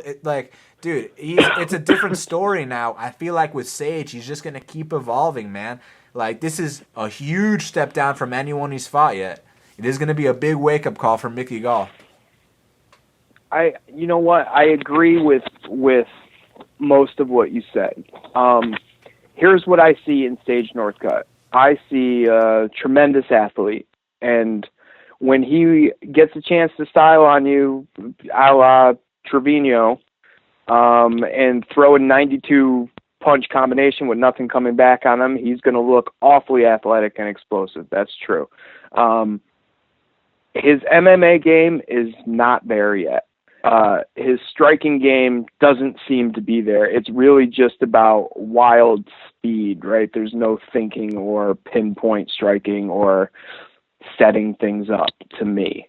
He's looking for an opportunity, and he's going to do some pre-programmed shit when he thinks he sees that opportunity. He's not making the opportunities. I see his grappling is bad. His wrestling is not great. His takedown defense is not great. The biggest thing I see wrong with him is a Jordan Meehan-sized yellow streak. You can see the fight fade out of that dude's face when things don't go well. That might improve the older he gets because he's been in the situation. He knows he can get out of that situation, and he won't. But it looks to me like his first reaction in those situations is, oh shit, you know what I mean? Like every time, oh boy, what now? It's not good. And when you see somebody quit, I really don't feel like that is a kind of thing that goes away. I am not sold on him. I don't like him. I think he's just an athlete. He's not a fighter, and there is a huge fucking jump between being an athlete and being a fighter. You can be the most athletic guy in the world, doesn't mean you can fight at all. Yeah, but we're not going against Alex Cowboy here, like, you know what I'm saying? We're going against the fucking pro debuter. I am just getting ready to shit on Mickey Gall right now. Here's the other thing about Mickey Gall. Okay, look, the grappling is legit. The grappling is legit to the point where if Sage Northcutt makes an oh shit panicky mistake, he can get ended right there with no chance to get out of it. I think that Mickey Gall is the kind of guy who is thinking down there, who is setting things up, who is showing you an escape that's not an escape. He's He's got that game down. I think his striking is shit. I think his cardio is shit. I think his attitude is shit. I think that he's believing his own hype right now. The things that he says about himself are very Scoggins-like. I hate that. Like, don't, you know what I'm saying? You are not the next new thing because you have not done anything yet. You've gotten a shit ton more of attention than, every other guy in your position with your amount of fights. That does not add up to a fucking thing. Like you said, he hasn't beat anybody. He hasn't beat real fighters in the UFC. But the skill on the ground is real. And those grappling matches that you're shitting on, they're not fights. You're right. But they are high level grappling matches with the hot shit dudes of the moment. And he put up a hell of a fight against both of them. That is the level of grappling that can end Sage Northcutt. Sean, if he doesn't get the takedown, go ahead. Remember, you know how amazing Vinny Magalhaes is on the jiu-jitsu scene? Yeah, and he's got some of the same problems, right? 16 chinny. seconds versus Anthony Perosh. Okay? Yeah, man. Yeah, I understand that. That's the thing. I have no money on this fight. I didn't bet on this fight because we don't know shit about Mickey Gall, other than, in my estimation, the Mickey Gall's grappling is enough to get rid of Sage Northcutt's grappling. If this hits the ground, I think that Northcutt is in big fucking problems. Whether it ever gets there, I don't know. I do think that Northcutt has the better cardio, so if it goes long enough, Northcutt could just simply have his way with him. I don't think Northcutt should be the underdog. I think that Gall should be the underdog. I'm not betting this fight because I don't trust either guy. But when I look at this, skill-wise, fight-wise, the biggest gap is Gall's grappling versus Northcutt's grappling. I think that Gall doesn't necessarily have to get a takedown. I think just being up against the cage, he can climb to something. Maybe Northcutt gets the takedown and gets on top. Maybe Northcutt hits him and jumps on top and puts himself in ridiculous situations. Any of those things could happen, and we don't know. But if you want to bet on Northcutt here and you're getting dog money, I can't fucking shit on you for that one. I can't blame you because he shouldn't be the dog. He should be the favorite just based on experience. But I don't know who's going to fucking win. If I had to bet this fight like I had to, I would wait for the Gall by submission prop. And that's all I would look at. And you would lose, my friend. That's why I cannot lose what I don't put out there. So I'm not putting anything out there on this one. I will sit back and watch. I'll even root for you since you have a bet on it. But, I actually just don't like either of these fucking guys. Just personally, just listening to either one of them talk just bothers the shit out of me. So I'm just surprised, man. Lose. I'm just surprised that someone like you, who is always looking for these angles, you don't want the kid that's 8-1 that trains, that the champion Tyron Woodley brought him in specifically to train for Wonder Boy. And I mean, when you're 20 years old, you're gonna be learning so fucking fast and so quick, and he's going to be looking better. I picture that situation as like he's occasionally patting Sage Northcutt on the head and telling him, "Thanks for helping me, champ." You know what I mean? Like, he ain't fucking what are you doing? You ain't fucking helping anybody. Why is your striking even remotely comparable to Wonder Boy's? I have no fucking clue. It's not. That's bullshit. That's bullshit. I'm sure he was there. I'm sure he occasionally worked with Tyron Woodley, but I'm sure that Tyron Woodley could have not worked with Sage Northcutt at all and had no changes whatsoever. I think, maybe Sage Northcutt is fun to have around or something. I'm not saying that Sage would have aided, Tyron in beating Wonder Boy or anything like that. I'm saying that Tyron aided Sage in getting better. Yeah, sure. I can buy that, man. I can buy that. But look, I cannot get past Krylov getting Von Flue choked because it's some bottom of the barrel, crazy, I don't know what the fuck I'm doing, yet I am a professional fighter type bullshit. And I cannot get past that sub by Barberena. I can't get past it. I cannot say that you will get out of that situation with Gall, and that situation is a super low-level situation that we see so many people not even worry about when they're in that situation. Not even worry about it. They do the right thing. They keep you from jumping to the side. They certainly don't care if you're in their guard doing it. Like, it doesn't, no, bottom of the barrel. It's as bad as it gets. I can't take a guy who lost to that versus a guy who subs people. I can't do it. Hey, that Misha Serkinov sub was no joke, dude. That was serious. That arm and guillotine. Yeah, that was. You know what? It was the punch though that was surprising, right? I was assuming that he'd eventually catch a sub, but I had no idea that he was coming down the pipe with heat, like unscared, like fucking. You throw a head kick, I'll throw a head kick. You throw a punch, you miss, I'm gonna hit you. Like he's still stiff, but he's weirdly willing to go ahead and stiffly punch you. You know what I mean? I like it. As surprised as you were that Misha dropped Krylov, I was surprised that Krylov took down Misha. Yeah, as soon as that happened, I was like, oh, fuck, this one's over. You know what I mean? I was like, that is a fucking horrible sign, because as soon as his back hit the ground, his back went flat. You know what I'm saying? It's not like he shrimped automatically. I was like, oh, you're not tired, are you? And then they played you could hear the audio of one of them, both of them, I don't know who, like crazily huffing and puffing. And I was like, ooh, if one of these guys is huffing and puffing with those big muscles this early, it's probably Misha. But no, he showed something, man. He showed something. I don't think Krylov is a walkover. And to hit him and sub him like that, pretty fucking strong, actually. Pretty strong. Good call, my man. No, thank you. All right, well, this main event, bruh. Even though we already talked about the main event. We already did the main event. I don't know what fight you're talking about. But this prelim between Paige VanZant, who's minus 115, and Michelle Waterson, who's minus 105.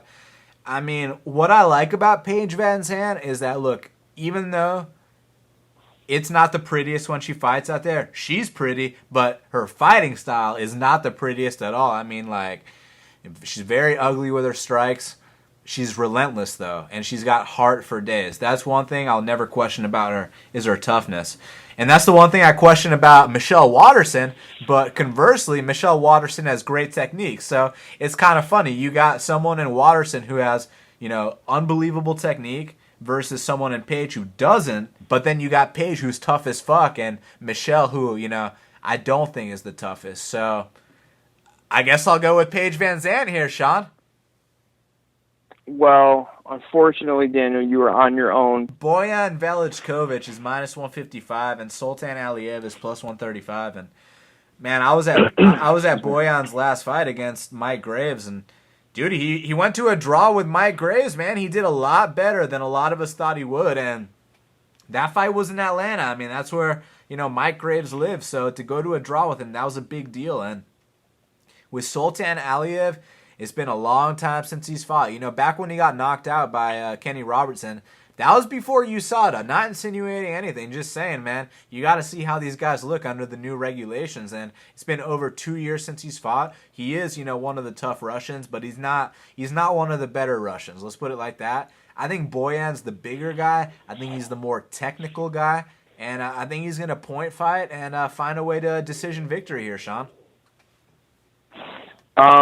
The bet that I was talking about earlier that I really want to make, but I somehow can't muster up the balls, would be Frankenstein and Velickovic parlayed. That would pay pretty nicely, but I didn't do it. The reason why I didn't do it is because Velickovic doesn't seem to have a third gear. There's plenty of times that I've seen him fight pre and post UFC where he has a chance to win a round and he can't find the gear to do it.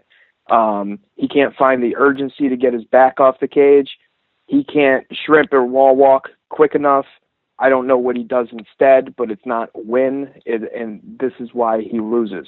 Sultan Aliyev, not great, decent wrestler. Can he push Velkovic up against the cage and drag him down to the ground, and Velkovic does nothing long enough to, eat time off the fucking clock and give away a round? Can he do that twice? He sure can. In that situation where he's lost 2 rounds and he's going into the third, will he find the urgency and the gear needed to put some shots on Aliev and get him out of there, which he's completely capable of doing? I don't know, but we've seen him not do it before. You know what I mean? Like, shitty half-ass leg kicks and weak jabs is not enough. And I think he should win this fight, but I am scared that he's going to do nothing instead. So I will lay off, I'll pick him, and I'll probably just be mad at myself later for not betting Velkovic and Frankenstein in a parlay.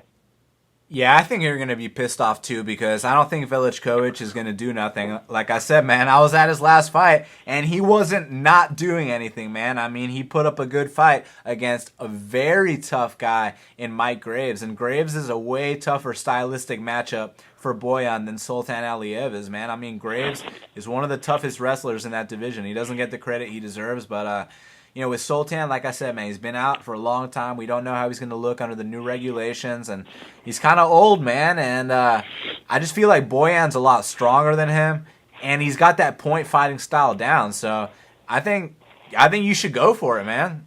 But the thing is, I can't. I know, I really should. I can't talk too much because I'm not going for it. But honestly, I think it's a good play. But yeah. Next up, we got Hector Sandoval. He's -125. And Freddie Serrano is +105. I'm kind of surprised by the line. I feel like Freddie Serrano should be the favorite, but I understand that Hector is the favorite because he's got so much more experience. But the thing with Freddie is that, he's a former Colombian Olympic wrestler, and I mean, the dude, you saw his fight with Benoit, man. He's got some serious takedowns. He's got some great athleticism. I mean, those axe kicks. That fight killed me. Well, that fight killed me. Dude, I actually didn't think it was that bad, but then again, when you eat a couple edibles and you're sitting front row, you might find those things kind of entertaining when they're throwing axe kicks and fucking suplexing each other. But... Oh no, it was fucking entertaining. I'm just wondering why he's doing somersaults in there instead of winning the fight when he's got a guy who's so fucking tired. He's occasionally bending over and putting his hands on his knees. You know what I'm saying? Like, if you got a guy who's bending over and putting his hands on his knees, you don't need to somersault at that point. You can go ahead and put the fucking axe kicks away. You know what I'm saying? Go ahead and wrestle that dude. Well, I feel like nope, he didn't wrestle him. He's 3-1, and he thinks he's Yoel Romero. You know how it goes, man. But I feel like he got that experience out the way. And this guy Hector Sandoval, he can throw some hands. He's scrappy. He's an alpha male guy. But I got to go with my boy Freddie Serrano here, man. There's something about him, even though he did do that dumb shit in the third round of that fight. Like when he dove in for that fucking for that low single, that was so ugly. But I'm a fan of this guy, and I see the potential. He's just got to put it together. He needs more seasoning. I feel like with more seasoning, he could have won that last fight. With only 3 fights under his belt, he went to a split with a guy like Benoit. That's the kind of potential he has, and he has the athleticism as well. And he's got a way higher ceiling than Hector, even though he's a lot older. He's already like 36. But think about it like a guy like which means he's probably 42. Yeah, right? exactly. But think about it more like a guy like Yoel, where he's got freak genetics, and he's an ageless wonder. You know what I'm saying? So I got to go with Freddie here, but Hector's a scrapper. He's going to come to fight, so that's why I didn't bet it, man. I want to sit back and enjoy it. I went on quite an adventure with the odds for this fight. Like, before odds came out, I had Serrano as a probable bet. And then when I saw the line, I was like, fuck you, that's not happening. And then later on, I checked, and Serrano was +170. And I was like, that's a mistake. I can't bet that. That'll get canceled. And then maybe about 2 hours later, when I realized that was real, it was gone again. And I was like, oh, fuck, I missed it. I sure as shit should have bet +170 on Serrano. Even if I think he's a dummy, even though I think he should altogether eliminate the axe kick from his fucking arsenal, like never throw one again. It's a terrible idea. It's completely possible he loses this fight just off of shitty IQ. just off of these explosive nonsense maneuvers that do nothing but suck this guy's gas tank out. He could completely lose this fight just by doing those things wrong. He could easily win this fight by some jumping, flying, crazy Yoel Romero type shit in one shot. He could do that. But if this goes long, I expect him to gas and do those things that I was talking about that don't help at all when you're fighting a workman-like, pacey local. You know what I'm saying? Like, you want to do dumb shit in a real close fight where nobody's really winning any round against the local, that's how you lose. I don't like that. At plus 170, I fucking really liked it, but I totally missed it. So I'm off this fight. I will pick Serrano, but Sandoval is no joke. And I would say that Serrano could do Wilson Hayes kind of things to Sandoval if he actually chose to do them, which he would rather axe kick. So that's why I'm not betting it. Those axe kicks are pretty athletic, though. They're awesome, and I hope he lands one and splits somebody's head in two. But so far, they're just, every time he did it, I'm like, why'd you do that? You know what I'm saying? Like, you know, if you want to get to Ryan Benoit, you go ahead and punch him or go ahead and take him down, but the axe kicks are not cutting it. And you're throwing 4 of them around, and it's kind of slightly humiliating. You never know with these judges, man. They see some shit like that, and the whole crowd goes, woo, you know, so... I mean, that shit was a fucking split decision, bro. Yeah, but it was his fault that he didn't win. You know what I mean? He could have won. He could have won that easily. He could have 30-27 though. It's true. Just had to wrestle, man. Yep. So, dude, Irene Aldana's minus 310, and Leslie Smith is plus 255. And, you know, I heard Leslie Smith has some kind of condition. I don't know exactly what it is. Maybe I'm full of shit. Maybe that's wrong, but I hear that there's something wrong with her health. Not to the point where she can't fight, obviously, but to the point where, you know, it might slow her down more than she already is. I mean, we already know that, you know, she's like the only girl on the UFC roster to lose to Jessica Ai. And, you know, with Aldana, she got stopped by strikes by Tanya Evinger, but it was in the 4th round. All my friends are telling me that I should bet Aldana in the parlays. So, you know, when everyone tells me to do something, I'm not going to do it. But maybe you want to do it. Maybe you want to put Aldana in your parlays. But, I mean, that UFC debut, I mean, she's probably minus 310 for a reason, bro. So I'll pick her by decision. But, you know we're passing. I know you're passing. So why don't we get to this fight to watch? I'll tell you why not. This is why you don't put Aldana. This is why you don't put Aldana in a parlay. No penis. It's simple, man. There's no penis, there's no bet. It's just that simple. You bet the over when there's no penises involved. And every now and then you get a girl like JJ who has a spiritual penis, and it's then okay to bet on JJ. So it's all about penis. So the fight to watch and the fighter to watch. So I'm going to go first so you don't fucking steal it. The fight to watch is Alan Jouban versus Mike Perry. Still feeling it. I mean, look, man, it's a matter of can Alan outvet him? Can he knock him out? Because, look, if he doesn't do either of those two, bro, Mike Perry's going to eat everything he has, and then he's going to come back with something harder, and he's going to put Jouban down. So... you know, it's either going to be fight of the night or one of those two is going to get a performance of the night, guaranteed. I mean, I can't, like, just pick something different just so I didn't pick what you picked. Just pick it. Perry and Jouban is absolutely the fight to watch. There's no next closest. The next closest thing is like 40 rungs below it. There's no way that one of these guys, there's no way that both of these guys are standing at the end of this fight. Somebody's going to get viciously knocked out. That's how this is going to go, and it's going to be fucking super fun as long as it lasts.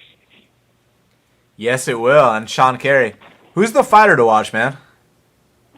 The fighter to watch is Frankenstein. The reason why Frankenstein is the fighter to watch is because, as far as I can see, he's got a super beatable guy in front of him. And it's going to be fun to see Frankenstein, you know, end him in some way that maybe you didn't expect. Hopefully it's just big brute caveman punches. I'd like to see that. But as far as guys with an unknown ceiling in a division that you can go to the top of really quick, it's Frankenstein. And this division actually gets shit on constantly, but it's kind of shaping up to be interesting, right? Like, the top guys aren't going to hang out forever. The champion, he's in Cain Velasquez's land. Who knows? John Jones, I'm sure he'll fight, but honestly, he's going to implode again. You can guarantee that. And then Gus, who knows where the fuck his head is at? He's still a monster when he wants to be, but doesn't sound like he wants to be. And they're cultivating a nice little cache of up-and-coming guys, and Frankenstein with a big knockout can join those guys. So let's watch him do that, and let's watch this division get better. And there's an inevitable 2 or 3, 4 years down the road, big passing of the torch coming, and we're seeing that right now. We're seeing this division expand and get a little better, and it's fun. I like the big guys, can't help it. I like light heavyweights. I like heavyweights. Sean, Mm-hmm. I got some bad news. Uh-oh. UFC just started a women's featherweight division. Oh, yeah, we knew that was coming, right? I didn't know that was coming. You didn't know that was coming? You haven't heard him talking about that? Yeah, but I thought What are they doing that for? I mean, they're doing Holly Holm versus Jermaine Durandamy, which, won't be a bad fight. But the thing is, it probably will be a bad fight. But the thing is, man, can you make, 15 fucking... Can you make a top 15 in that weight class? Straight up, can you? Because, No. It's just... No. You have to borrow Marlos Kunin. You have to borrow Julia Budd. You got Cyborg. You have to fucking feed Holly Holm. And then you've got Jermaine Durandamy. That's it. That's it.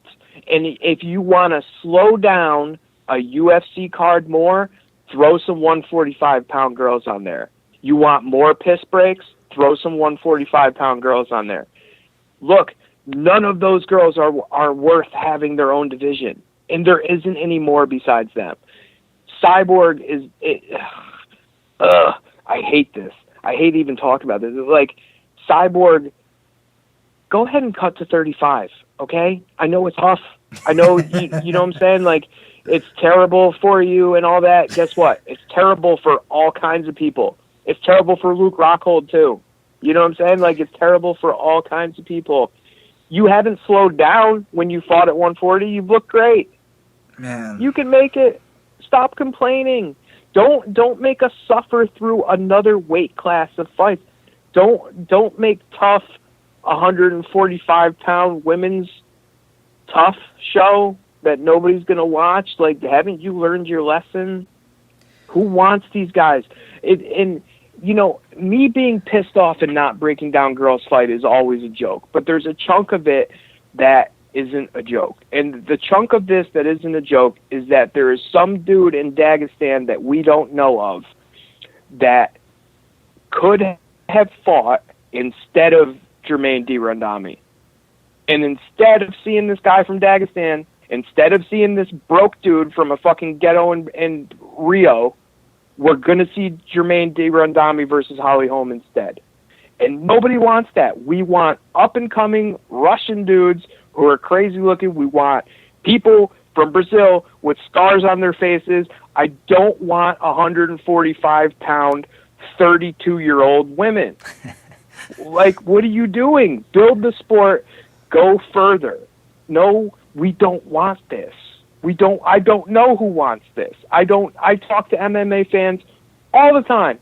I don't know anyone who's all for the 145-pound women's division. Who? Please fucking tweet me. Please tweet me and tell me why 145-pound women's division is the fucking... You're into it. Tell me why, please, because I don't fucking get it. I want a dude from Dagestan that I've never heard of who's going to throw jump spinning kicks. I want him. I don't want Marlos Kunin. Boo. Yeah. I mean, what else? Exactly. What else is Yeah. there to say, bro? Nothing else. So, did you already tell me you're a fighter to watch? Frankenstein. Yeah, that's right. My fighter to watch is Julia Budd. You know, Yeah. throw her up there. My fighter to watch is Colleen Schneider, but yeah, my fighter to watch is Super Sage Northcutt. Look, how embarrassing would it be if you lost to a guy that was 0-0? I mean, wouldn't that just be horrific? I mean, wouldn't he get cut if he lost this fight? No, they ain't cutting this dude. I mean, yeah, but as far as the fans, like this is one of those. You know how Mark Hunt lost to Brock Lesnar and it was kind of a blow for the MMA fans? Sean? Yeah, I thought you were cutting out. I'm sorry, I can hear you. You know how Mark Hunt lost to Brock Lesnar and it was kind of a blow to the MMA fans? Yes, I do. It was a blow to my wallet. Not that Sage losing to Mickey would be a blow to the MMA fans, but it would be a blow to MMA fighters because it's like an 8-1 guy should not lose to an 0-0 guy, like just straight up.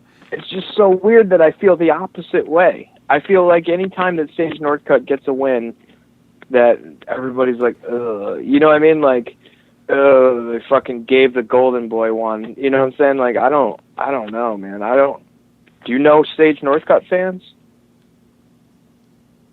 Like, do you know MMA heads who are into Sage Northcutt? Besides the unintentional humor?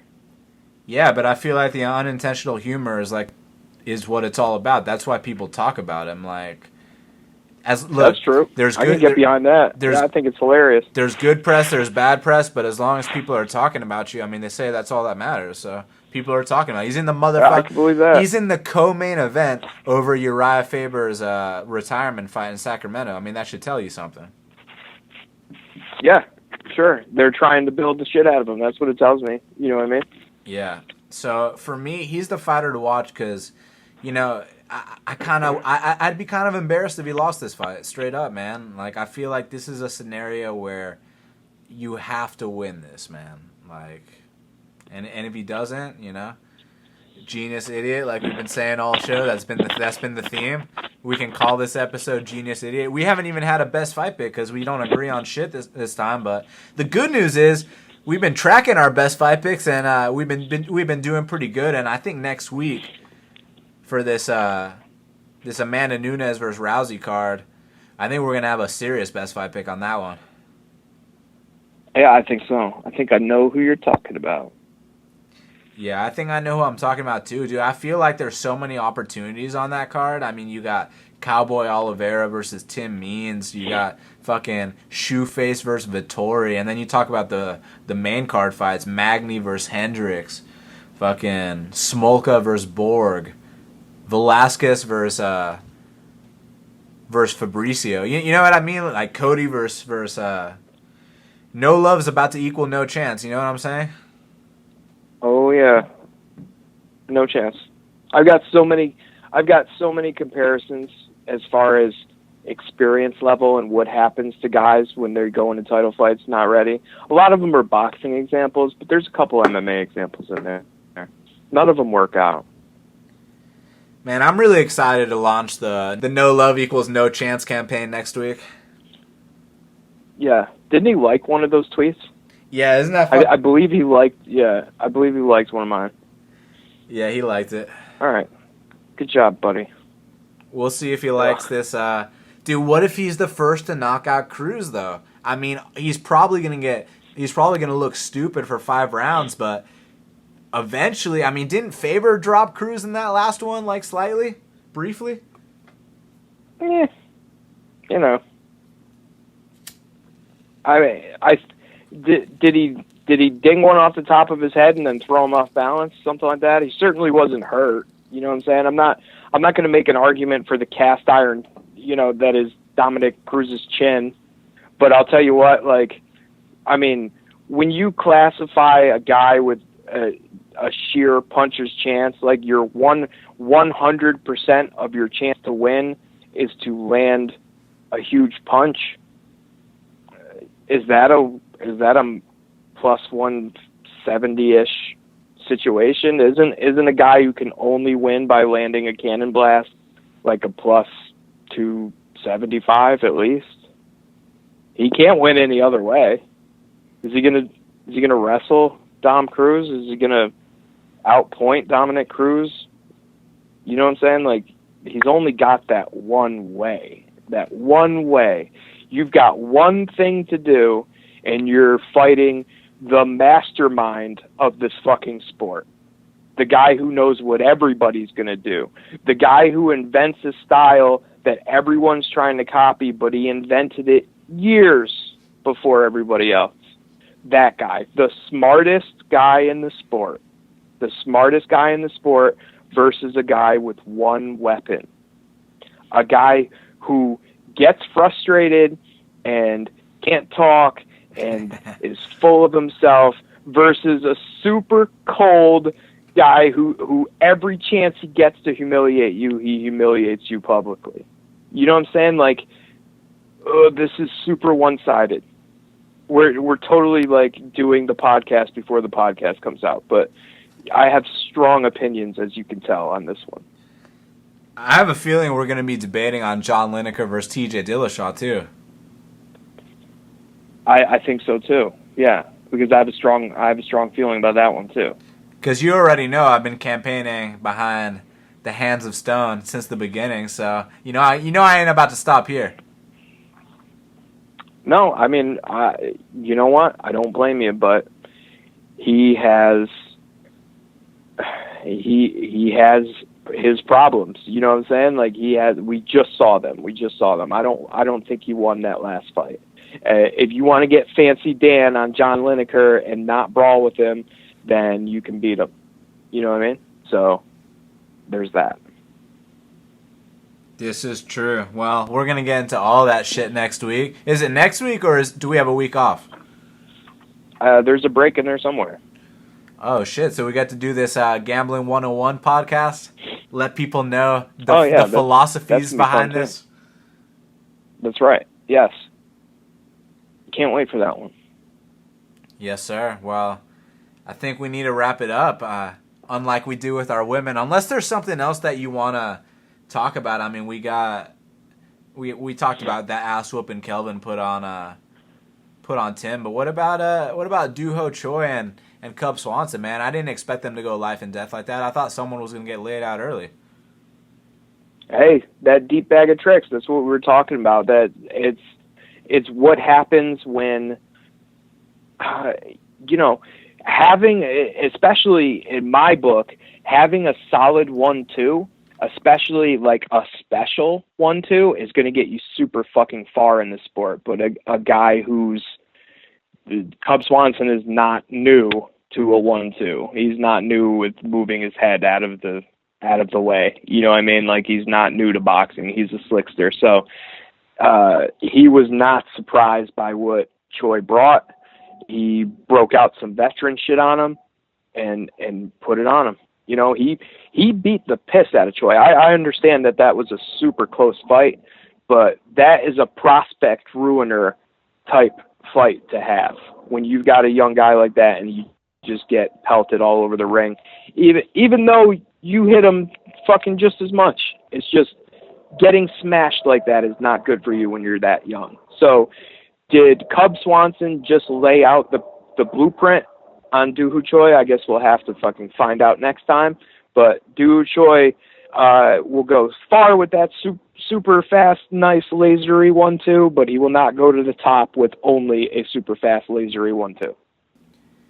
Dude, I didn't think he was going to do Doo-Ho Choi like that. I mean, and Cub Swanson, he had to turn up to a different gear than he has in his last couple fights, man. I mean, I feel like he really channeled that killer Cub, you know what I'm saying, man? Like, he tried to take this dude's head off, literally. There wasn't a lot to look out for, though, was there? You know what I'm saying? There wasn't a ton to look out for. It was just hands.